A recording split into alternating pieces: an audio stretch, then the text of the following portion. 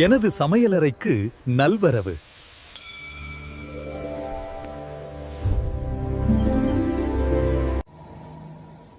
Hello friends, welcome to my kitchen. இன்றைக்கி நம்ம பார்க்க போகிறது ரவை உப்புமா. ரவை உப்புமானாலே நம்ம பசங்களாம் குழகுழன்னு இருக்குன்னு சாப்பிட மாட்டாங்க. நான் சொல்கிற மாதிரி பண்ணிங்கன்னா அப்படியே ரவை உப்புமா பாருங்கள், அப்படியே உதிரி உதிரியாக பூ மாதிரி வரும் பாருங்கள். இந்தமாரி ரவை மாதிரி உதிரி உதிரியாக வரணும்னா நான் சொல்கிற மாதிரி ட்ரை பண்ணுங்கள். உங்களுக்கு உப்புமா அப்படியே இந்தமாரி உதிரி உதிரியாக வரும். எப்படி செய்யறதுன்னு பார்க்கலாங்களா? வாங்க வீடியோக்குள்ளே போகலாம். வணக்கம், எங்கள் சேனலை மறக்காமல் சப்ஸ்கிரைப் பண்ணுங்க. ரவை உப்புமா செய்கிறதுக்கு அடுப்பு பற்ற வச்சுட்டு கடாயை வச்சிடலாம். கடாய் சூடானோன்னு எண்ணெய் சேர்த்துக்கலாம். கடாய் நல்லா சூடாயிடுச்சு, எண்ணெய் சேர்த்துக்கலாம்.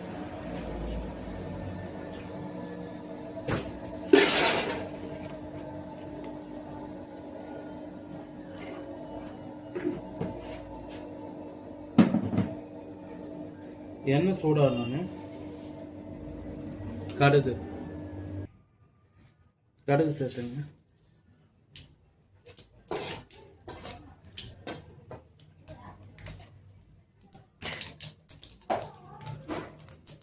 கடுகு நல்லா பொரிஞ்சிடணும்.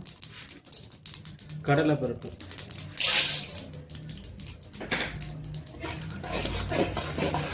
கடலைப்பருப்பு ஒரு அரை வேக்காடு வர வரையும் நல்லா வதக்கிங்க.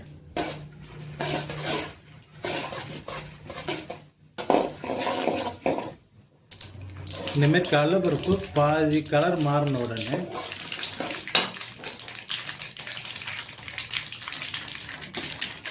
உளுந்து,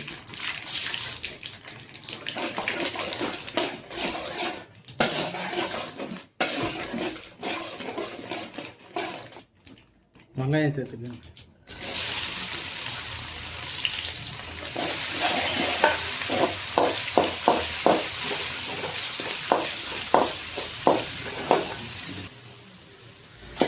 வெங்காயம் ஒரு 70 to 80% மட்டும் வதக்கிங்க போதும்.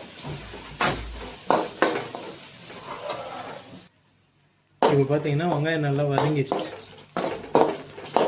பார்த்தீங்களா, இந்தமாதிரி நல்லா வதக்கிட்டு இப்போது 1 கப்பு ரவைக்கு 2 கப்பு தண்ணி ஊற்றிக்கிங்க.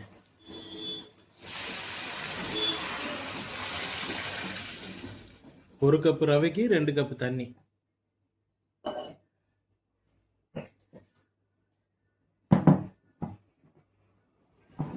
தண்ணி ஊற்றிட்டு உப்புமாவுக்கு தேவையான உப்பு சேர்த்துக்கணும். ஜாஸ்தி உப்பு போட்டுறாதீங்க, இதுவே லைட்டாக செக் பண்ணிட்டு அப்புறம் போட்டுக்கலாம்.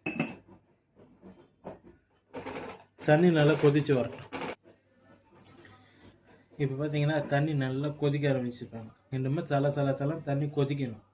இந்த டைமில் ரவை நீங்கள் வறுத்த ரவை கிடச்சிதுன்னா நீங்கள் அதை அப்படியே போட்டுக்கலாம். இல்லைன்னா ரவையை வறுத்துடுங்க. ஃபஸ்ட்டு ரவையை வறுத்துட்டா நல்லா இருக்கும் உப்புமா. இப்போ இந்த பிசு தன்மை இல்லாமல் உப்புமா நல்லாயிருக்கும். எனக்கு வறுத்த ரவையை கிடச்சதுனால நான் அப்படியே போடுறேன்.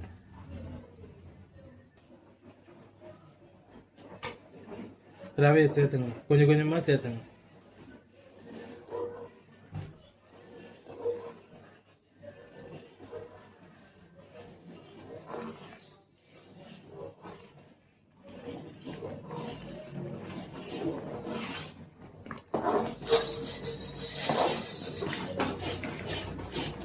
கலரிகிட்டே இருங்க, இல்லாட்டி கட்டி பட்டுரும். ரவை மட்டும் கட்டி பட்டுரும்.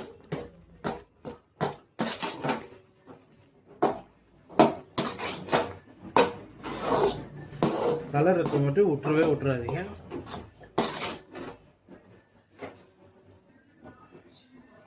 அவ்வளோதான் ஃப்ரெண்ட்ஸ், பார்த்தீங்கன்னா நம்ம உப்புமா ரெடி ஆகிடுச்சு. பார்த்தீங்களா, இது அப்படியே குழன்னு இல்லாமல் நல்லா உதிரியாக ஒரு உப்புமா. உங்களுக்கு சாப்பிட்றதுக்கும் பசங்க சாப்பிட மாட்டேன்னு சொல்ல மாட்டாங்க. ஏன்னா உப்புமா ரவை உப்புமானாலே ஒரு மாதிரி பிசுப்பாக இருக்குது, அதனால சாப்பிட பிடிக்காது. இந்தமாரி செஞ்சு கொடுங்க, அப்படியே பிசுப்பே இல்லாமல் அப்படியே உதிரியாக வரும் ரவை உப்புமா. இது அப்படியே மீடியம் ஃப்ளேமில் தான் வச்சுருக்கேன் நான்.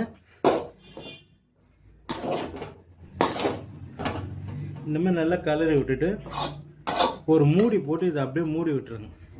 ஒரு 5 நிமிஷம் ஸ்டவ் ஆஃப் பண்ணிட்டு ஒரு மூடி வச்சுருங்க. ஒரு 5 நிமிஷத்தில் இது ஃபுல்லாக செட் ஆகிடும். அவ்வளோதான் ஃப்ரெண்ட்ஸ், நம்மளோட ரவை உப்புமா ரெடி ஆயிடுச்சு. இந்தமாதிரி நீங்கள் வீட்டில் ட்ரை பண்ணி பாருங்கள். அப்படியே ரவை உப்புமா பாருங்க, குழன்னு இல்லாமல் நல்லா உதிரியாக வரும். ஓகே ஃப்ரெண்ட்ஸ், நீங்கள் இதை வீட்டில் ட்ரை பண்ணி பார்த்துட்டு கமெண்ட் பண்ணுங்கள், லைக் பண்ணுங்கள், ஷேர் பண்ணுங்கள், சப்ஸ்கிரைப் பண்ணுங்கள். நிறைய பேர் பார்க்குறீங்க, கமெண்ட் பண்ணுங்கள். நாங்கள் என்ன தப்பு பண்ணியிருந்தாலும் சொல்லுங்கள், நாங்கள் திருத்திக்கிறோம். சரிங்களா?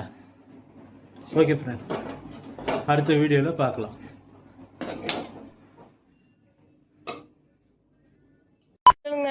சின்ன சேனலுக்கு எதா இருந்தாலும் அது கொஞ்சம் ஆதரவு கொடுங்க. உங்க பொண்ணான கையை கொண்டு அந்த பெல்லில தட்டிடுங்க. அவங்களுக்கு சப்ஸ்கிரைபர் 5-10 ஏறுனா அவங்க மனசு சந்தோஷப்படும். அவங்க வீடியோவும் பாருங்க.